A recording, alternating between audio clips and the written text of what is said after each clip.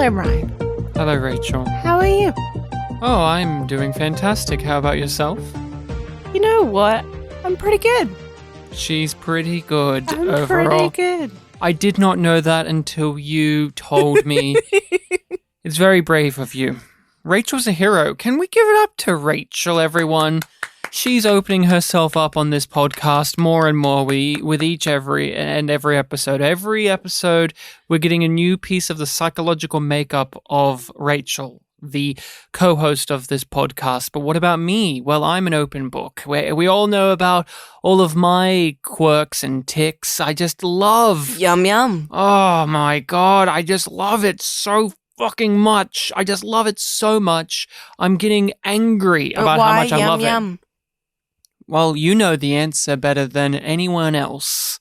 I know it, you know it, we are the experts of Yum Yum because we are the Yum Yum podcast, a podcast that loves to talk about science fiction television shows, and Yum Yum was a moment from a grand piece of sci-fi TV. Star Trek Discovery. You know the one I was going to ask. Do you recall this series? Yes, you do. Congratulations. You declared that I have a PhD in Yum Yum, so I think I know my sources. And when I say declare, I mean I grabbed the piece of paper off the wall. That is her PhD. It's like, here it is, Dr. Rachel.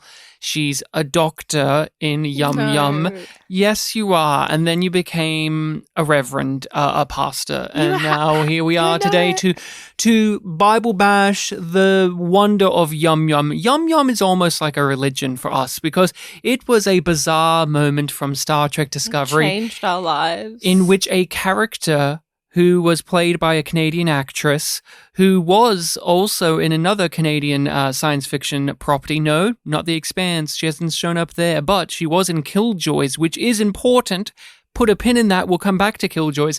But this character called Commander Nan D, she was talking with Empress Georgiou, who is played by now Oscar-winning actress Michelle Yeoh. Yes. She won her Oscar as soon as she stopped doing Discovery. As soon as she stopped, she won an Oscar. But why did she say yum yum? Was she eating something delicious? The scenery. Was she excited? She was eating that scenery. I got you. I got her, everyone. I got my wife. Take my wife. Take my life. But... she was asked a question from Oscar-winning actress, now Oscar-winning actress, Michelle Yeoh. Do you want to go murder the dude that's fucking shit up? Do you want to kill the main antagonist of this season? A very boring antagonist. Fucking shit up. Yeah, a very boring character. Do you want to kill him? And this is what I've really come to appreciate about Yum Yum. You see, they're talking about... lie about... No. I'm no lies, all truths here. I come to appreciate that Commander Nandi, who's a nothing character, responds to this situation about murdering one of the most bland antagonists I've ever seen on television with a line of dialogue that adds thrills and chills to a whole entire thing that does not feature any of that, because she licks her lips, flicks her hair back, and says, yum, yum. Why are you continuing to lie? Part of that is the truth, and you know what part it is? The part that's all correct. Now, she says yum yum. 100% of the 100% that you got right. Everything was true, even the lies. And 70% of the time it works 100% of the time. Yeah. Hey, it's a passing grade of truth. But she said yum yum. We remembered it. We never forgot it. And now we bring it up and we bring it with us with every single show that we do. And you wouldn't allow it. We have done Discovery. We have done Space Above and Beyond. We have done Babylon 5. But what are we doing today? We are doing The Expanse, and we are both watching it for the first time, which means no to spoilers. No. None of that here. We have not seen anything past this episode. Our predictions, which are often completely baseless. But we do get stuff right. Yeah.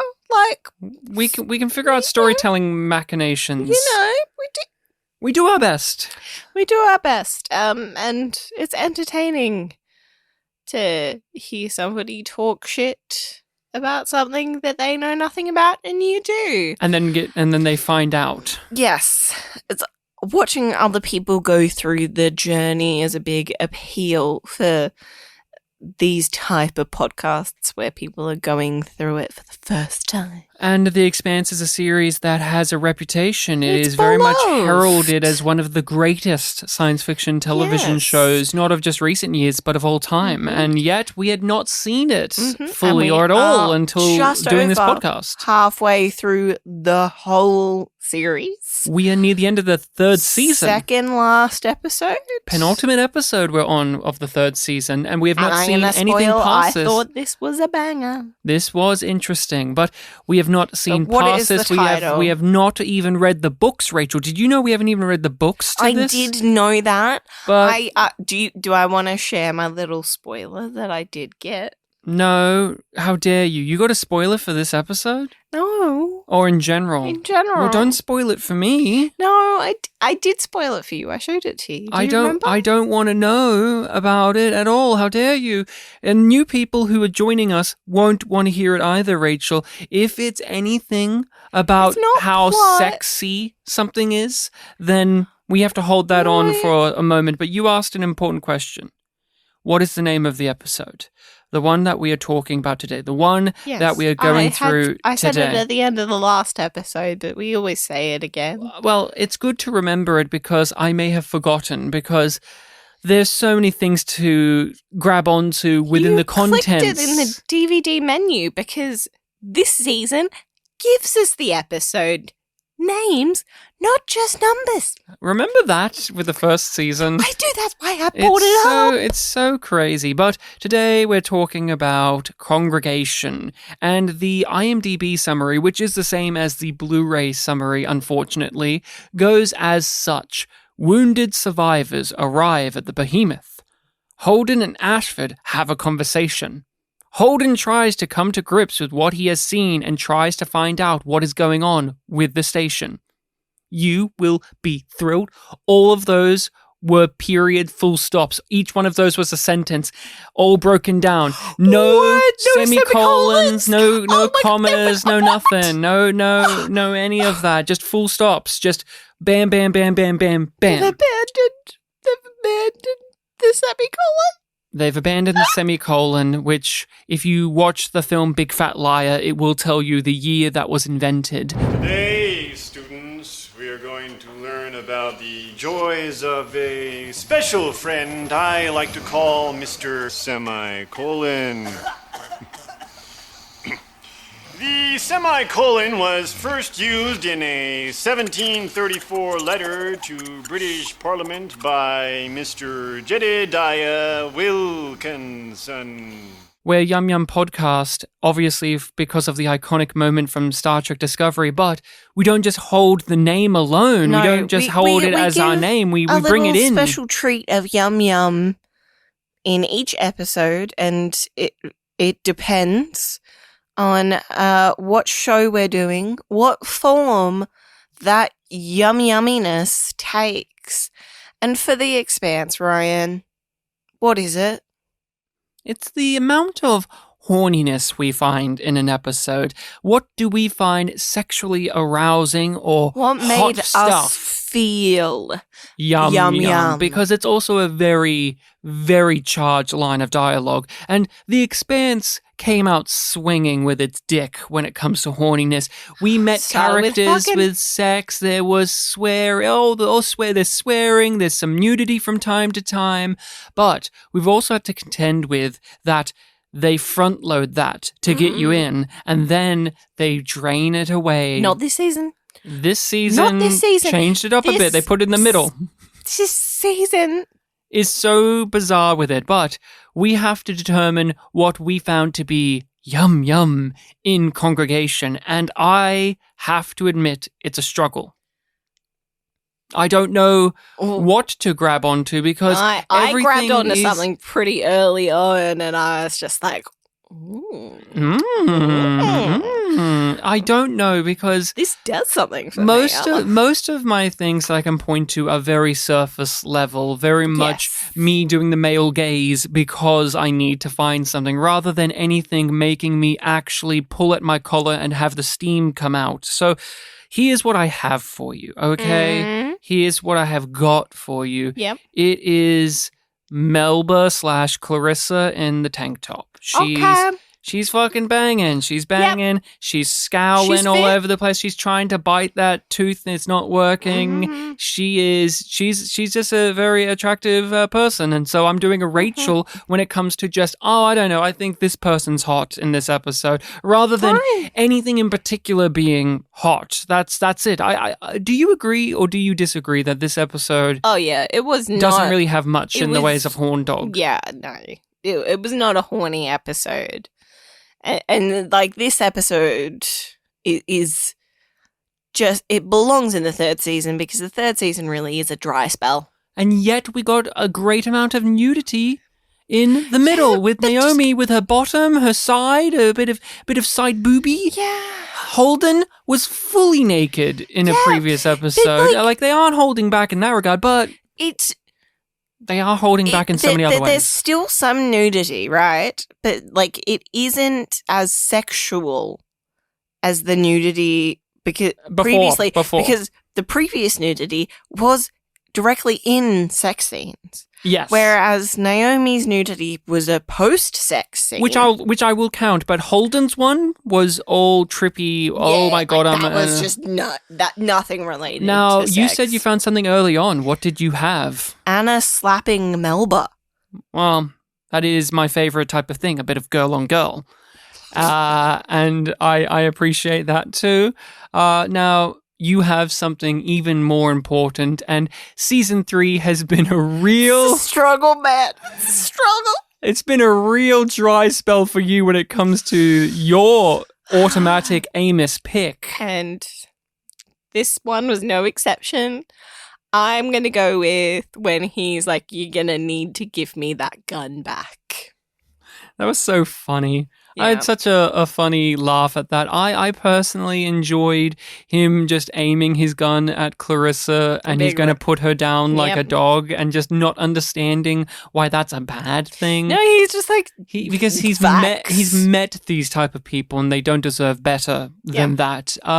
Congregation is a title that carries so much with it. When we were predicting what could be happening in this, we focused on Anna, but we also focused on the behemoth being this place where everyone would converge and congregate. And we were right. We were right. And we did get some Anna stuff too. Do you want to say there were scenes in this episode that more than others, like sometimes we really notice that this is based on books. But this really felt like they skipped a couple of the fluffier chapters. Like in the book, we would have gone with Holden to the Martian ship and seen that discussion. Or go straight to the behemoth and we know that they went there before they went to the behemoth, and it feels like they were like, no, we don't need those chapters. Like they're good for chapters of a book. Because he was on the dropship and they just went straight to the behemoth. That's the indication you get. But no, I agree with you. This does feel like this episode is skipping through the book. Whatever part of the book this is, they're just like, okay, skip. Like we propel forward. What's the next big thing that we need? And like, you need that from an adaptation. But it's weird that I feel like I can feel it as somebody who hasn't read the books. Now, there is something that we must admit to. We are aware, and have been since the beginning, that the third season was when it got cancelled by Sci-Fi, and then eventually would get picked up. Now, with that knowledge in mind, there were two things that are in our brains. One, the classic, we don't know we're getting cancelled, whoopsie daisy. Or the Babylon 5 Season 4 approach, in which we know we're going to get cancelled, so we're going to speed run through a few things. Or the Space Above and Beyond. Where we edit it together to make... pushing daisies. Yeah. Where it's just like, we're going to tie up a bunch of things, but we're going to, like, not quite everything, maybe. Yes, which I still lean in the first camp, because it's like they're doing it through post, while if you are aware a little bit, you can hedge your bets. Yeah. And I do believe that even without being told directly, it's clear that you are witnessing whatever book this is, the third book, is being condensed down to fit into this end part of the season. Now, because I may be completely misguided on that. We've finished the book in the next... halfway through the next season. Yes, well, you can very much feel the pacing just ramping up through things that... It feels like it's on fast forward. You would linger on a lot more. Now, we do have our Discord community that is a part of our Patreon, and it has been brought up there that with the cancellation of the show, they had to cram in this third book. But we didn't even need to be told that. We already knew that in our hearts could be a potential, because beforehand, before even starting the show, the cancellation of it meant that this was most likely a possibility. And I don't hold that against Congregation as an episode, because to give some thoughts on it, I thought it was... context. Which is for Kings. But to give some further thoughts on the actual episode, outside of the feeling that we are putting our foot down to speed through to things, and also it is the penultimate episode, those often do that. Yes, but I thought that this was a very satisfying episode. It was great at doing the thing that is very much needed with an ensemble cast, of having that one episode in particular that is spinning the plates of pretty much every cast member that we are involved with. Not everyone gets their time in the sun, but you are aware of their presence. You know where they are, you know what they're thinking, you know what they're doing, and you can't wait to see it be followed through upon in the next episode or the next season. This is one of those exciting turns in which they use pretty much the entire cast of people. Everyone that's in the ring or in the bubble space is checked on at some point, or at least has something to offer. Even your nemesis, Diogo, has a little moment. And I love those type of episodes in an ensemble show. When it manages it, it's amazing. And this episode does a good job at that. I liked Congregation overall. It wasn't my favorite of the season, but I think that this is really a definite... solid. This is a solid episode, yeah. Like, it does... It feels like hefty, which is what you want from the penultimate episode of a season. Like, we got to the end of this, and I was like, it's the first time in ages where I've been like, let's go record so that we can watch the next episode tonight. Like, I don't want to have to wait. And it's been a while since the show's had that level of momentum for me. Where do we kick off first? What do you want to talk about? I want to talk about Melba. You said she's hot. / Clarissa Mao. We have to stop calling her Melba now. We have to get back into calling her Clarissa Mao. Anna's still calling her Melba. And that's fair, I guess. Anna also calls Amos, which... Yeah, which is wrong. I had a good chuckle at that. I'm like, no wrong. one told Elizabeth Mitchell. Damn it. Nope. It's not her fault. She's not the only one that's done it. So I've done it. You've done it. They've got Clarissa chemically castrated. Chemically castrated, yeah. They figured out that she has the device in her mouth, and they are basically holding her captive on the Rocinante. And then on the Behemoth.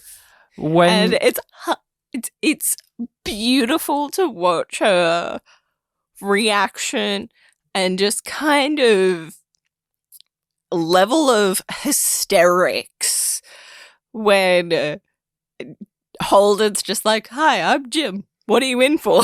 And she's just loses it. Clarissa. It's just, oh my God. It's played so perfectly, and I loved it. Clarissa is such a hilarious character. She continues to be one of the funniest characters because we start the episode with her. She's on the Rocinante. They've got her in the chair. They've got the thing on her arm. She tries to bite her tooth to be a badass. It isn't working.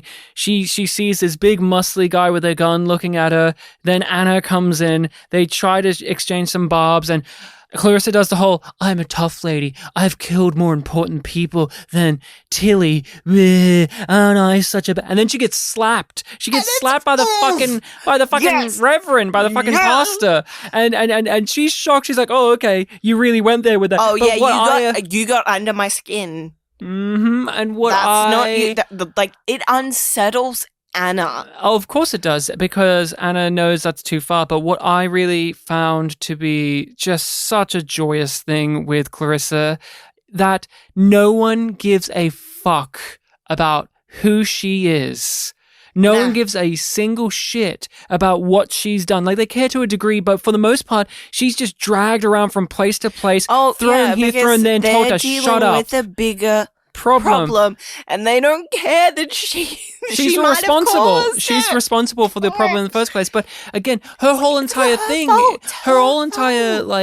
problem is she's doing all of this insidious, shady stuff not to be noticed, but at the core of it, she wants to be recognized. She wants to be seen. She wants to be notorious. She wants the attention she does the badass line. Yeah, but she wants the attention of her father. And so she's going to do that through the most extravagant means. But when we saw her at that party, when we saw her in the past, it's not just about that. She wants to be seen by everyone. And in this episode, she is found out for what she is and is not treated any more special. No. She's just treated like a piece of meat, throw over there. And I found it very funny. And the way that actress played this was so well done. Just, she's constantly, I would say it like this, her entire body is frowning. Like, her face, her arms, everything is just in this constant state of her frown. On the floor, there's great physicality there. And I love how, the rest of the Rossi crew just drags her over to the behemoth. And they, put her in the brig. Yep.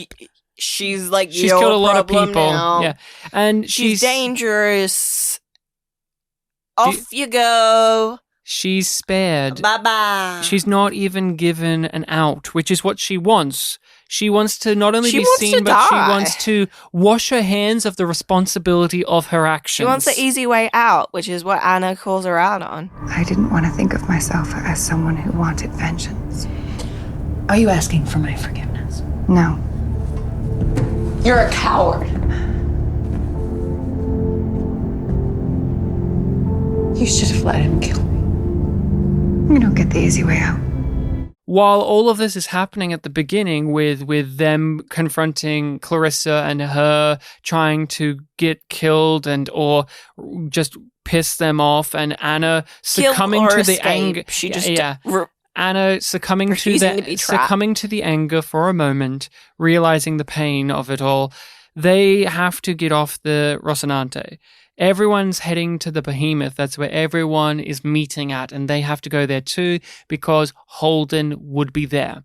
Holden is there, and Naomi wants to see Holden, and she wants to know what happened to Drummer because Ashford is suddenly in charge, and that must be a bad thing. That must be an awful thing that he must have done a mutiny. Because we all did. We all do. We thought that was what he was going for. And then he set himself up for it. And it worked out even better than he planned. He didn't have to make an uprising. Things just fell into his lap. She sacrificed herself. And he was willing to sacrifice himself for Drummer, which is true. And even at the end of this episode, he proves again that he's willing to sacrifice himself for something bigger. Yes. Which makes him a fascinating character. But the Rocinante does an interesting move, which is they all go. Yep. They're abandoning the ship. Alex refuses to stay behind.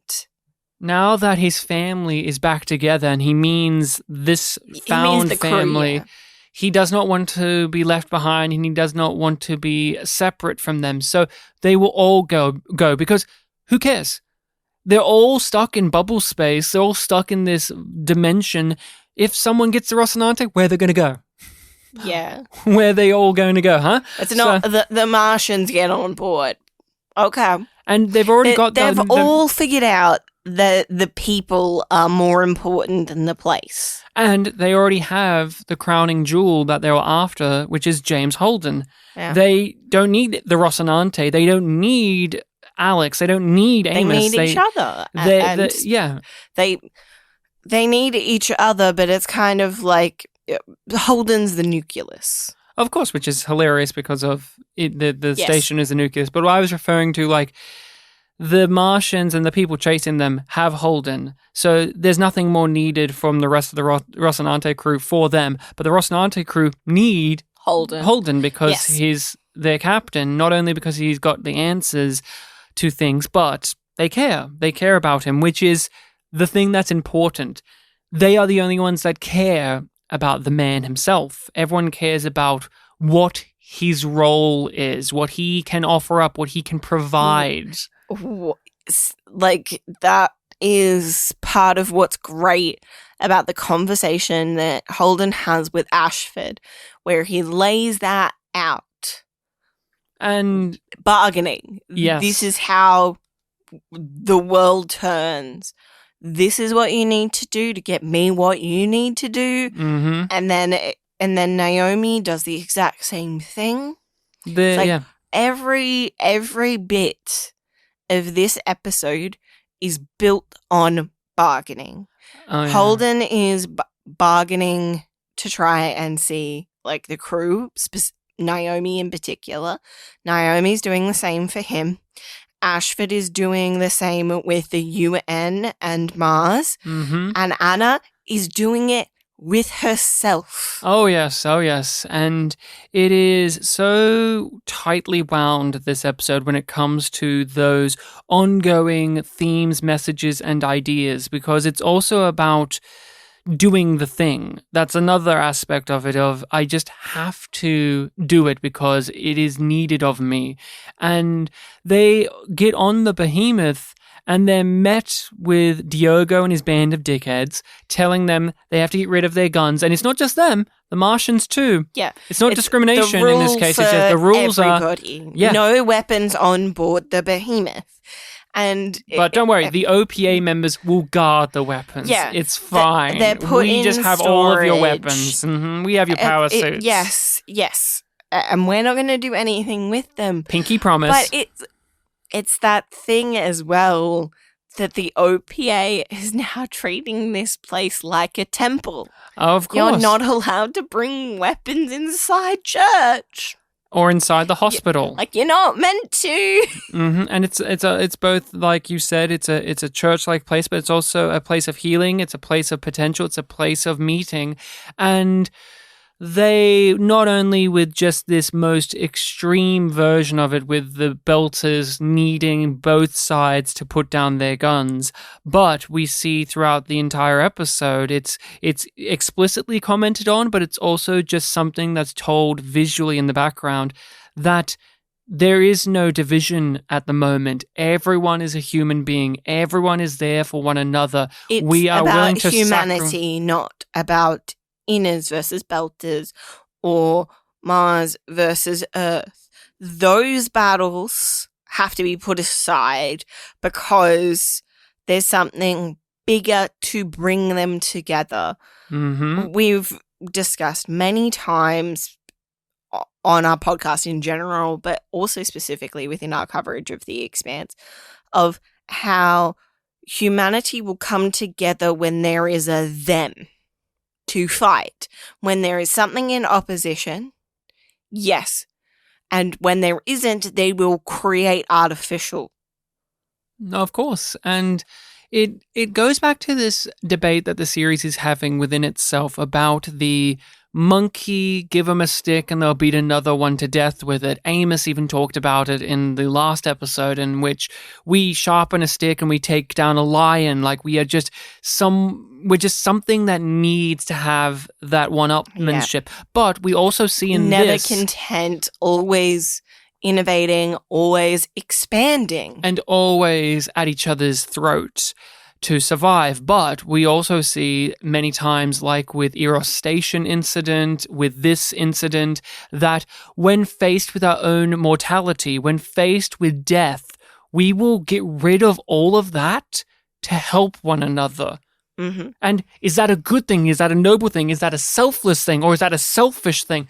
That is where the series keeps pulling backwards and forwards on. It hasn't given the easiest answer, because you could say, oh, it's us being selfish and needy and blah, because look at all of these horrible things that this show gives us. But with characters like Anna or even Amos in this episode, when with Anna, we see that there's actually something more noble, divine, positive about the human condition when it comes to us banding together to actually work together. Or even Alex, who gets very little to do, but his attitude and his willingness to adapt to everything is seen as a virtuous thing rather than just I'm looking out for myself or I'm following what I'm told to do. And I think this episode, again, is just so filled to the brim with not just plot stuff or character stuff, but again, these themes that keep bleeding through each one of these stories. And it's not just one big theme in the episode, it's several little ones that just keep just going through and through and through. Mm-hmm. Yeah, it's that. Another thing that I've probably talked about before, that it is that sort of thing of braiding those small things together, and it makes the theme stronger and add dimension to it. It's not just suddenly everyone is selfless and they're just doing this to be wonderful. It's the varying degrees. They're on a gradient, because we also hear it's not like, that, oh, they magically found God and now because- they're no, all glorious people. But we do see examples of other characters or other people like Anna who are doing it because it's the right thing to do. But we also hear and find out that there are those looking after themselves, taking advantage, stealing supplies, hiding it, and it is a problem. And we have to all be together here because we are together. We are facing something truly unknown to us that could cost everyone their lives. And thus, when we get to the final moment of the episode, where it's the culmination of all of these ideas into one, in which we have the three figureheads of the different groups all admitting that they have to let it go and save humanity as a whole and sacrifice themselves. Yeah, we got to stay behind. We've got to do it, and it's the best way to die. If there's any reason to, this is the best one. And it's beautifully done. We this know episode. that Ashford is willing to die for a cause, so we are not surprised that he is the one to call that shot. We are trapped in the black and fighting for our lives, so make no mistake. Everything we do here is to buy one more chance to live, one more breath. So do your fucking job, or I will space you myself. It was a prediction or a want at the end of the last episode that with Anna being aboard the Rocinante, that we would get What's she gonna be like with Amos? What is her relationship dynamic and rapport going to be like with everyone? And I am a bit surprised. None of them have openly referenced the fact that they do know who she is. No. That she They've was been a bit coy. It's yeah. like, oh, we don't have time for that.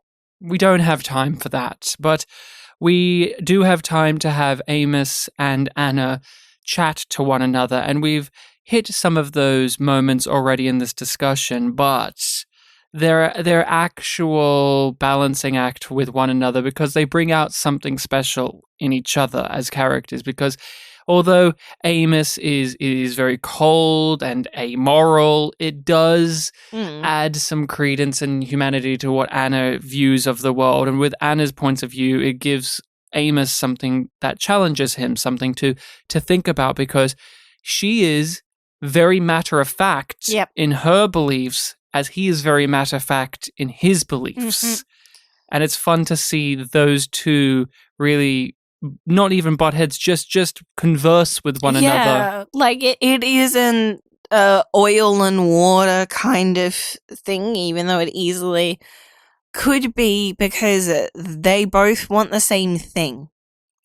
And, like, Anna is very firm in her beliefs, and so is Amos, but each of them are willing to see the other person's point of view.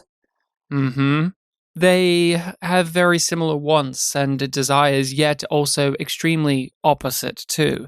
They want Melba to not be a problem for them anymore. They don't like and bullies. Amos's solution is to kill her, and Anna's solution is to hand her over to the authorities. To spare her is the thing, and they do talk about how spare her from death. Yes, spare her from death. They have conversations about how easy it could be to just let those people go, or anyone go. Just why do you care is Amos's question of the day for Anna, and Anna gives her rationale of, I just have this inbuilt desire within me to do so. It is an acknowledgement that it's not easy.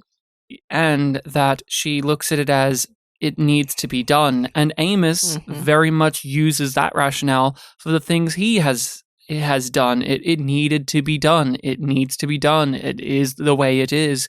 And even though this isn't hitting upon it as firmly as last episode, it does circle the drain of what Holden was having to talk about with Miller about, are we programmed? Is it just in our nature, or do we have free will, free choice? Because Anna is having to really, really come to terms with the fact that she is doing all of these noble things when it comes to Clarissa Mao, not because of the moral reasons, not because of her spiritual beliefs of mercy and forgiveness or any of that. A part of it is because it's expected. Is it just a vanity act on my part to be doing this to you? Or is it that I just do get a sick glee out of seeing you not get what you want, which is the easy way out? And she says that she cares. That's her burden to bear, that Anna is a person who cares. And it's exhausting, honestly, sometimes. And that's how she keeps getting herself into trouble in this show, is because she cares and she just cannot let go of the bone once she's got a good grip on it. And what did you feel about that conversation between her and Clarissa, and how there were layers that to... was amazing. It was amazing. And I'm so glad that they still had that in there, because in other shows, when they hit that fast forward button, those are scenes that you miss. They go, well, it doesn't move the plot forward, so we'll leave it. But it feels really important for both Anna and Clarissa, because I think at that point, Clarissa is realizing how much she wants to die. And that she got bested by someone that she didn't even know could be opposition. That's a part of it too. How come you're involved? Why are you here? Oh, you're telling me this? You're a coward. You're just running away from it. When in reality, Clarissa is the coward who is running away from things. It's easy to disassociate and to belittle the actions that she has done. But we know, as does Anna to an extent, Anna doesn't know the details, but we know that Clarissa is capable of guilt because she killed an innocent person to achieve the goal of getting to Holden. And although it has not stopped her from doing further evil things, it has harmed her. That action of killing her boss, a man who was nothing but innocent. And Anna has seen the repercussions of that, but she doesn't know the extent of it. But she can intuit that there is more to Clarissa Mao, but at the same time, I really like that Anna says, I don't give a fuck about Melba / Clarissa Mao. I don't really give a shit about what happens to her. I actually care about what happens to me because of this, which, great. Like, that's just making Anna even more relatable in our eyes, because it's not just her coming across as holier than thou because I'm the religious person and I've handed you into the authorities because you cannot get no, it's not just boiled down to those easy tricks. And Clarissa has to learn things the hard way. There is the humorous moment of seeing James Holden right down the block from, like, right down several cells down the hallway, just looking at her saying, hey, I'm Jim. What are you in for? Yeah. And it's just, he's treating this like it's nothing. But for Clarissa, her whole entire world has crumbled because of him. And you can't help but laugh at the absurdity of it all. For me, it was, I have gone through hell to try and find you. And the closest I've gotten is now, when we're both locked up. And oh my god, the universe is ridiculous. And then she's confronted with the reality that she has been ignoring. The reality that James Holden is a man. Reality that James Holden is a hero. A reality in which James Holden is a person that feels responsible for his actions, perhaps unjustly so. We have seen her scoff. We have seen her completely undermine and ignore the idea of any of that being possible. When he is on the news or when people are talking about him, she just shoots it down at every opportunity because it doesn't fit the narrative. The narrative is James Holden. Help her. Yeah, the narrative is James Holden ruined my family because my dad's a good person. My dad is my dad and I love him. And so James Holden must be this egotistical asshole who's just hunting for glory and he's willing to take down anyone. But how is she confronted with the truth of it all in this episode, Rachel? What happens as she sits there in her cell and eventually tears strolling down her face? Listens to him talk to Naomi, and for him to bear the weight of being the person that the station has chosen to speak to. He's at the center of it. He feels like he has the responsibility to save everyone yet again, and it weighs on him. And he cannot handle it, but he also knows he has to. It's expected, and Naomi tries to comfort him and tells him it's not all. He can't handle it, but he can't not. Yeah, again, James Holden always finds himself in the center of these things, and as a follow-through on that character's central conceit and problem during the series, it's almost like a beautiful construction, because we've enjoyed many other scenes of Holden having to do the woe is me, why is it me, I feel burdened by this, or him being arrogant about it, him being cocky, or him being just really putting himself in the thick of it because it's my responsibility. We've seen this be a conversation for him many times over, and yet, in the show's favor, they find new and interesting ways to keep coming back to this. It doesn't feel repetitive. It doesn't feel dull to me. No, and it's a continued exploration of the idea, and Holden's relationship to it has changed. And now Clarissa has changed because she has gotten a peek into what it is like to be James Holden. He's no longer a symbol. He's no longer just this manifestation of all of her negative emotions that she can just aim everything at. He's no longer just a target. Yes, that's what I was going to say. I'm not responsible for this. Yes, I am. It's talking to me. It's not talking to anyone else. I wish it were, but it's not. I have to figure out what it wants. I'm the only one who can. This is going to destroy you. It doesn't matter. I James Holden has been captured by the Martians and he's brought aboard the Behemoth and he's been interrogated clearly many times over. And then they bring in Ashford for him to talk to, and Ashford helps diffuse the stress and the roadblocks that Holden has when it comes to the story. So what does he give us? He gives us further clarification that the ring was designed for a purpose and somebody is exterminating the creators of the ring. Someone or something. Someone or something. Yeah. A force. There is a force behind this, like the creation of the protomolecule and the ring. And there is a force behind the destruction as well.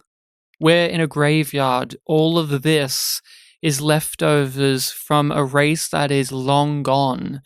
And now we are having to reckon with what they have left behind and what they were doing with it. And what did you think about what the protomolecule's deal is? Because he flatly says it's not a superweapon. That's not what the protomolecule is. What is the protomolecule then, Rachel? How does he explain it? It builds roads through the universe, I guess. It's a piece of technology that will build these rings, build these roads for whatever the creators are by any means necessary. It learns, it adapts, it evolves, but we are ants to it. That's it. We are like anthills getting knocked over. We are minuscule. It doesn't have an agenda to us. It doesn't care about us. It doesn't have a worry about that. It has a function, and we are just like anthills. And I think I discussed something similar to this idea a few episodes back. I'm pretty sure I said something along these lines, or at least something similar to it, because this is a classic thing of science fiction television, or just science fiction in general, where you have these advanced alien societies that they get to such a point of quote-unquote purity or power or essence that they look at everyone else as nothing but ants, and that they don't even recognize that there are other life forms that they existence doesn't have worth on its own. And only we have worth. And like when you knock over an anthill, it makes the ants have to redesign it to make it better, to make it stronger, to make it more elegant, or make it better to survive. And I think that's what's going on here with him using that, of these creators of these rings were trying to save themselves, and by doing that, they've had to destroy or cripple several civilizations, and here we are as one of the last ones on the chopping block here, and look how it has changed our anthill. The next one. Yes, exactly. But for the time, yes, exactly. We don't know if there's even others that are left in this situation, or ones that have just gone through it where they're having to play around with the leftover technology of this race. But again, the point being is, look how much they've kicked over our anthill, and look what we've created. Look at what we've done with it. And perhaps that isn't something we should be tinkering around with, or maybe it is, but either way, we have to leave. Yeah, and he doesn't see the impact of that in bringing people together. He hasn't seen that part of it. He's outside of that benefit. It's not just that it is telling us what the ring is and what the protomolecule is, but James Holden in this episode drops a big piece of lore, and it becomes the ticking time bomb at the end of the episode, which is that these rings are things that open up to destroy whole galaxies, because whatever was wiping out the creators of it, they were so desperate to save themselves that they were cauterizing the wound, that they were just letting rip and destroying everything else that way that they could get rid of the problem. And that was something that I didn't expect to be the reveal. I thought that these rings were them destroying solar systems and galaxies so that they can move in and colonize and expand and grow. But instead, it's this idea of we are basically treating the universe at large as like a virus, and we have to just keep cutting bits of the tissue out to hopefully survive it. And whether it's like literally they died of some kind of biological virus or thing, or if it was some other foreign foe that was just wiping them out, how does that make you look back on what the series has been doing with the mythos and the big picture at large? It does. I wonder how much this changes things that I've forgotten about. I'm just like, okay, so that maybe that's what that means now. But it's just like I don't know the full implications yet. Do you like this as the big puzzle piece for the story as a whole? Because the blue goo, the proto molecule, and them being created by aliens, and then this, it's been building and building. We've been putting the puzzle together. Do you like the picture that you are given thus far? Yeah, I do. It's giving a little bit Mass Effect-y vibes. Babylon 5 came to mind as well, with like the Vorlons and the Shadows getting to that stage of desperation where they were just wiping out whole planets because you might as well get rid of all of it to make sure that we've eradicated our foe. And why do you think that I know that this could be in predictions, but we're on this topic now.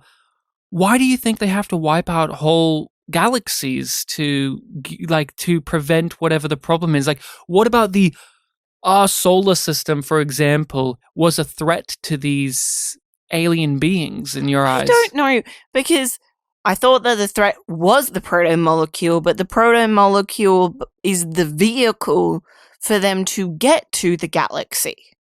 Mm-hmm. So I don't know. Do you think there is something... Do you think that our existence, for example, the human race, plays any factor into it, or is it just we are inconsequential to it? We are just a part of it rather than anything involved. Like, what do you think about that? Because the thing that Holden is really getting at, and Ashford eventually comes to realize, is that whole civilizations have been wiped out because of this innate fear that this race that's no longer around had. I don't know, but I feel like it is going to have something to do with humanity and something to... My assumption from engaging with previous and other sci-fi is that it is going to be something that humans have done, possibly a technological development. I'm wondering if we're going to get a Prometheus type thing in which we, as many other civilizations in the universe, were created by some other aliens, and that puts some issues for the creators of these rings, or are we creations of the creators of the ring, and now things have gotten out of hand and they need to clean up their little experiments? You know, it's that type of thing. I'm not a big fan of that, honestly. I'm more on the camp of we are just there, and that's it. I don't want humanity or these life forms that have been wiped out to actually be something special. I do want it just to be they were casualties, and we were a potential casualty. And now we are at the stage where we are picking at the remains of this once great alien race, and the consequences are going to be devastating, because no one, including the race that is long gone, should have this. But it goes back to like that the conversation about the Epstein drive, that there's going to be some piece of technological advancement that will push humanity as a whole forward, the good and the bad. and we're just going to have to wait and see what happens here. We came into this place thinking we understood the rules, and then the rules changed and a lot of people died. Now the rules are changing again. We have been told to remain calm. Fine, we don't really have any other choice. But there are a lot of frightened people in here with me, and I hope that the answers are coming soon. Did you know No? What do I not know? Bobby is a Marine? And What? Marines follow orders. Whoa. Are you telling me that Bobby was in this episode? Yeah. I almost forgot to put her in my notes. She She's was here. in an elevator escorting Holden to the brig and told everyone to shut the fuck up.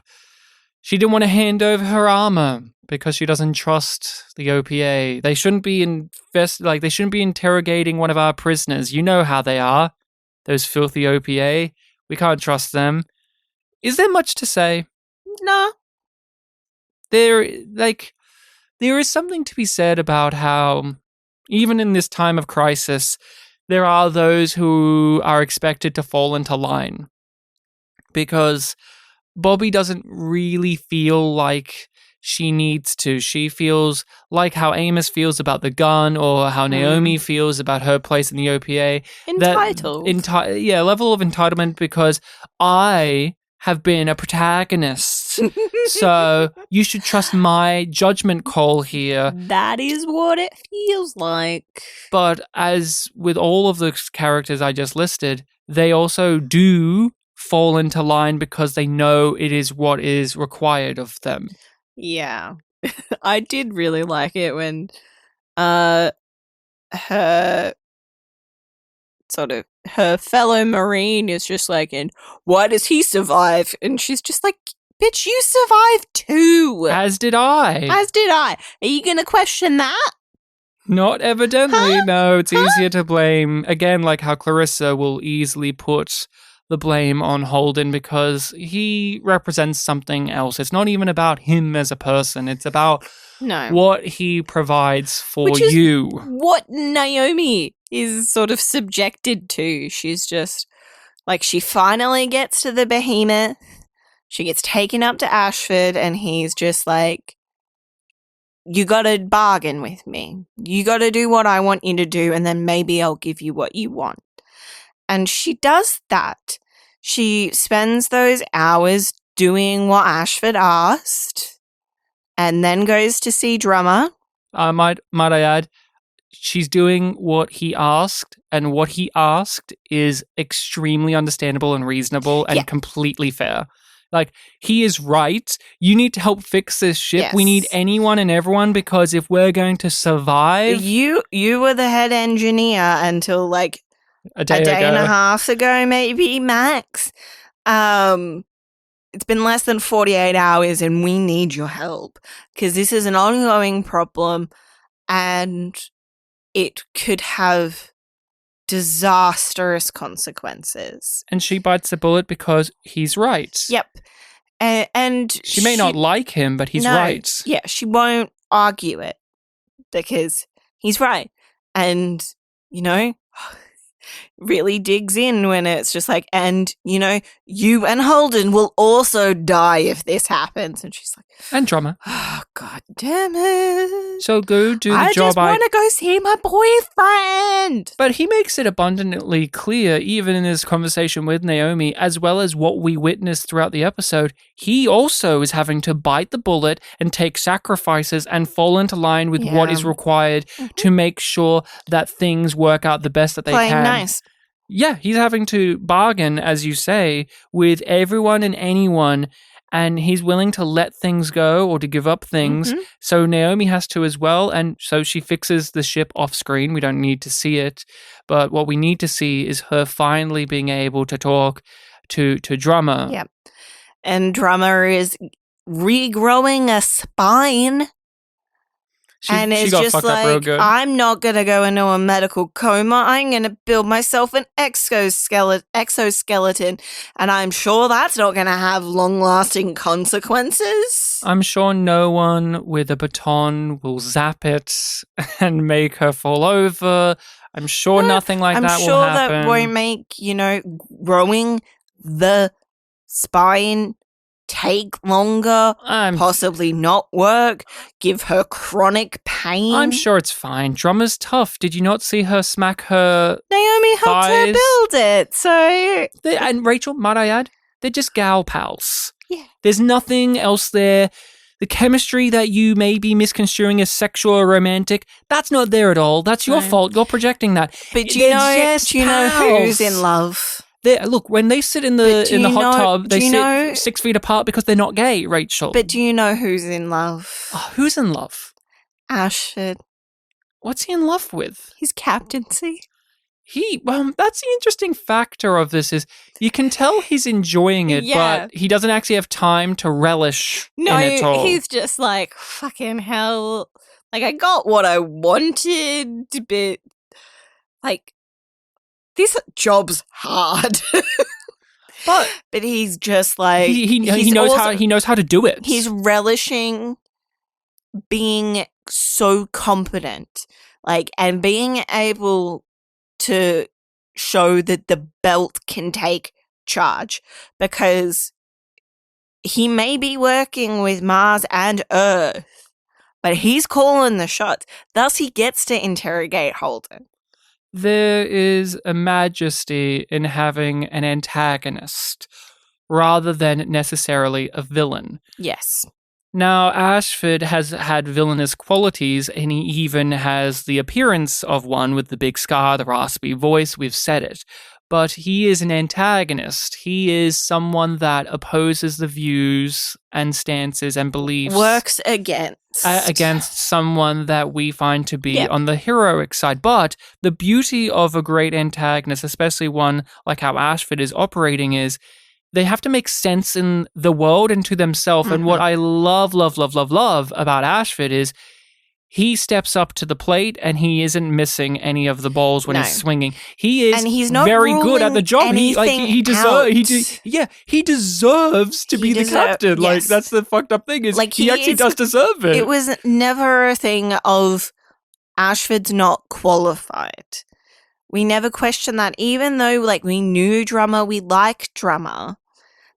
The fact was that Ashford was such a threat because he had a very good looking resume for that job. Like, he was more than qualified. He was more qualified than Drummer. He's not a Star Trek Commodore who takes over the Enterprise and they're mad. Or No. he's not Ari Benzane from Babylon 5 in It's which more it's my complicated job than now. No. And what I find truly just something that is, I'm salivating over it, is you have to draw the line between him and Anderson Dawes. He's Anderson Dawes' right hand. He's Anderson Dawes' man. It is said over and over and over again. But unlike with Anderson Dawes, of what we have seen of Anderson Dawes is a man that will very much take the opportunities for himself rather than for what he actually expounds upon. Yeah.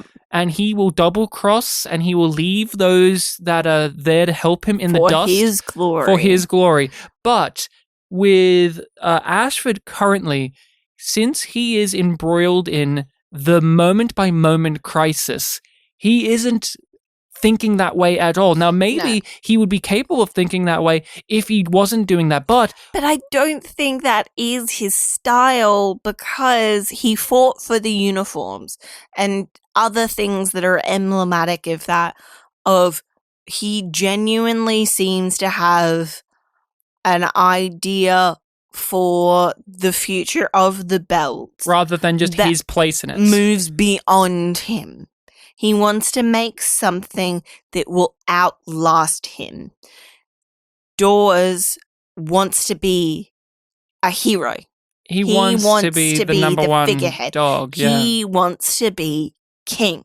And we've also seen someone like Fred Johnson is worried about their own personal redemption. And so the cause is helping that journey. While with Ashford, we have seen him be slippery and tricky and double cross and be hypocritical to his stuff. What I think is going to be something to keep an eye on in the future is we are witnessing him right now as a man who's having to deal with problems after problems after problems.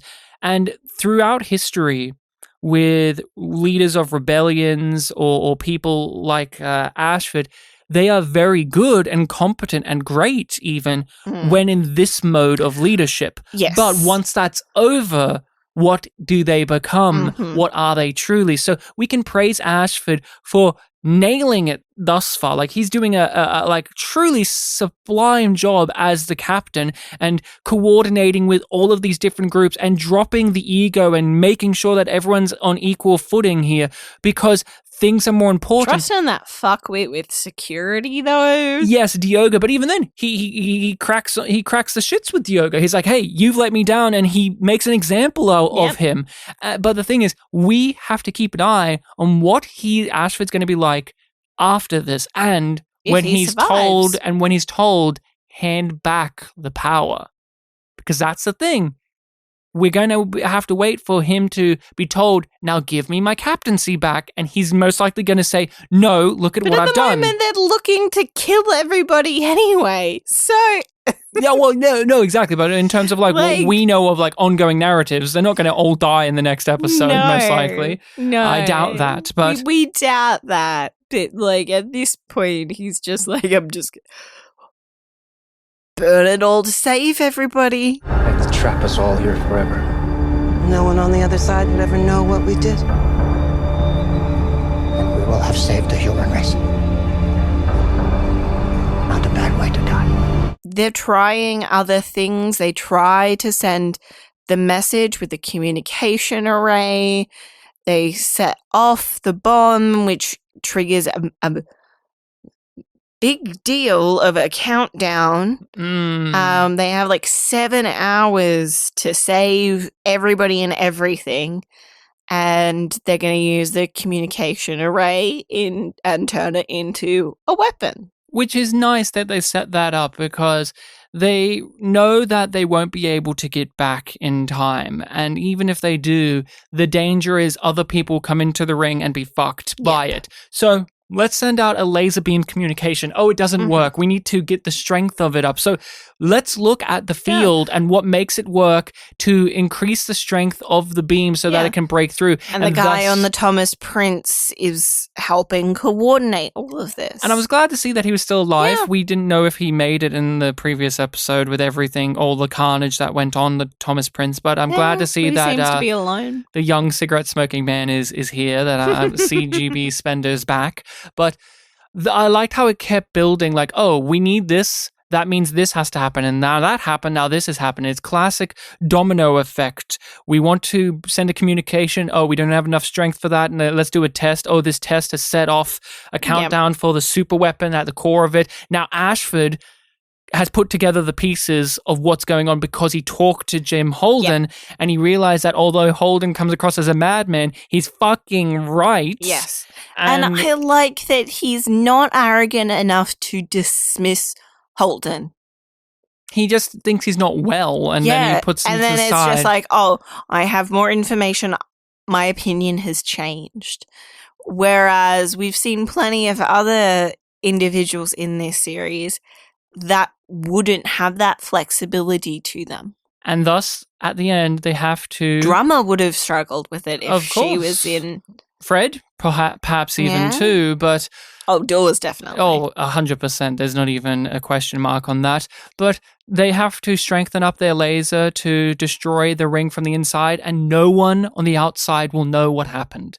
Because they're not focusing on sending a communication. They don't have the time. They don't have the resources. They have to destroy the ring and let that be enough. And that may brew some tensions and conflicts on the outside, but it doesn't matter because we will have saved the entire human race, and that's a great way to die. And I really loved the acting as well as what was happening within the writing of the three leaders of the group of the Martian like high up like admiral lady or general. You have the UNN guy, you have Ashford. I liked how each one of them, even though two of the three we don't know too well, you get a sense of who they all are because of what they're willing to give up rather than what they're willing to stand ground on. And I thought it was really great. And I know that we have seen well, I think he's the captain or the UNN guy.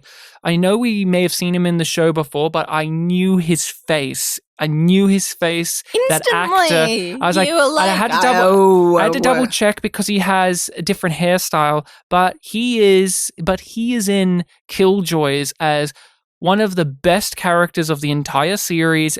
Arguably my favorite because he's a goofy little guy, but he plays another assassin killjoy whose name is Fancy Lee, and he's a ridiculous, truly ridiculous assassin that you think they would get rid of after a certain point, but they keep finding ingenious ways to bring him back. When I saw his face, I turned to you, I'm like, Dude, should we just watch Killjoys for the next series on this podcast? I don't know if our listeners and our patrons would be as excited and want to keep following us if we did Killjoys, but since we are doing The Expanse and there's a lot of crossover cast members and crew and it's filmed in Canada, I just keep being like, should we do Killjoys? Look, it's Fancy Lee. I fucking love Fancy Lee. Like 3 of my favorite characters from Killjoys, those actors have shown up in The Expanse as boring characters or nothings. And I'm like, oh, but they have so much fun stuff in Killjoys. But is there anything else you want to say about this episode, or are you good to give it a rating? I'm good. Our rating system. Yum equals bad. Yum yum equals good. This episode gets a yum yum from me. Yum yum. Congregation has so many moving pieces to it, but it never loses the focus of the heart of the story and the themes of it, the characters. I'm excited to see how the season will end, and I'm excited even more so to see what the 4th season is. I think in modern television standards, and I don't know if you're 100% in agreement here, but I often find that the penultimate episode is the one that gets you the most revved up and excited for the future season, while the series, like a season finale, many times over, and we don't know if the next one will be this, has a more weighed down by how much of a job it has to do. Yes, well, usually I find season finales, they make them a lot more reflective and slow-paced and a little bit more homey. And we've seen that on the occasion here. Like, I think the season 2 finale wasn't as big and bombastic as the penultimate to it. No. But if I have to give Congregation a rating, I have to give it a yum yum. Yum yum. Now, I'm excited to hear the name of the next episode. The name of the next episode is also the name of the book of this as is particular... tradition. No, yeah, as is tradition, I guess. Yes. I had to double check because I wanted to know a little bit about this title, and it also does say that this is the title of the book. So the next one, the season 3 finale, and I'm not 100% sure how to pronounce this because I looked it up. Everyone has a different pronunciation on it, but Abaddon's Gate is next, which that phrase is very much hell. That's it's a hell equivalent, Abaddon. Yeah, applied to the ring, I imagine. Yes, and with that title in mind, what is your prediction for how the season will end? What will happen next episode? Clarissa will end up being the person who has to sacrifice to save everybody. I think she's going to be really important in the plan working, whatever it is. I think it's going to have a cliffhanger of a massive explosion. Do you think that they will destroy the ring? I don't know. But I just feel like they're gonna go out with a bang. Okay, now here is my proposition for the season finale. I keep wanting to say series. And I am bleeding this into what my prediction is for season 4, the back half of season 4. And I don't know if they have the balls to do this, but I think that they are going to destroy the ring. They are going to destroy the ring, be not only trapped inside, but the platform, the station itself will activate, and the people in there will be launched across into some other solar system or galaxy, and we will be spending the next season with half of the characters, or a good helping of them, having to try and make their way back home, whilst also discovering the remnants of the alien civilization that has made this a problem in the first place, and the other half of it being all of the fallout and politics and all of that Christian and so many others will have to micromanage and go through on Earth and Mars and the belts. I think they're going to succeed at stopping the super weapon, but at a cost. Well, it's always at a cost, isn't it? Like that. Yeah, that's a duh. They need Randy Quaid to fly his ship into it, like at the end of Independence Day. I'm back. We had the version of that with the belter, didn't we? Yes, we did. But he did it for insane glory and stupidity. The little rock hopper guy. Randy Quaid. Well, no, he did it for revenge, and it was a noble sacrifice, and we all cried and clapped and pissed our pants. Do you have any further predictions? Anything for the series as a whole? Do you have any ideas of what season 4 could be when you've now seen Congregation or anything? Don't think Anna is going to join the Rossi. Such a shame. Yeah, do you think Anna is going to be around after this point, like after season 3? I hope so. I worry that she's going to get praxed, where we think she's going to be in it, and then we realize very quickly she's not going to be in it, and they unceremoniously die. Yeah, and then they unceremoniously just shuffle Anna away because that's the thing too. Like, we have to consider what we said at the beginning, which is this got cancelled and then brought back on another platform. And that means not everything will come back. That's a given. That's what happens. Not every cast member, not every director, not every writer, not every producer, not everyone will come back. That is just how it goes. So we will have to factor that in too as we get closer to it. But that is our discussion on Congregation. I hope everyone, you have enjoyed it. Thank you all so much for giving us your time and listening to what we had to say about The Expanse. We hope that you have had a grand old time as we have a chin wag about a show that we have grown more love for over time as we get to know it more and hear us just have stabs in the dark about what could be happening next. But make sure that you don't spoil anything for us. Don't flap those lips and let spoilers drop, or else we're going to have to zip them up and tell you to get out of here, partner.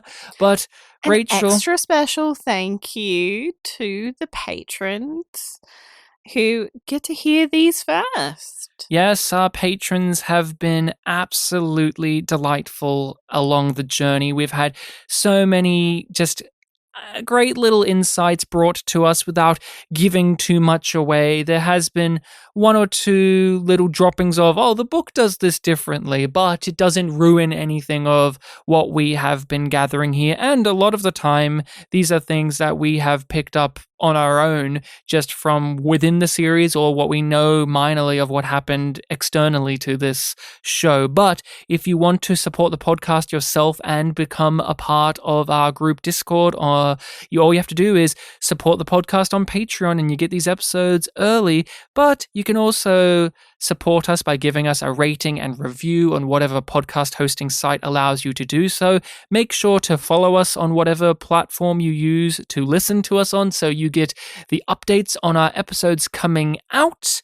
And we are on all of those social medias, yumyumpod or yumyumpodcast. If you want to contact us directly, what's a great way of doing that, Rachel, outside of everything? That would be emailing us at yumyumpod@gmail.com. And out we are. We are going into bubble space. We're closing the ring behind us, and we hope that the Gorn Belter is outside of the ring, and he knows that we sacrifice ourselves so that he could have future storylines. See you then. Well, voila.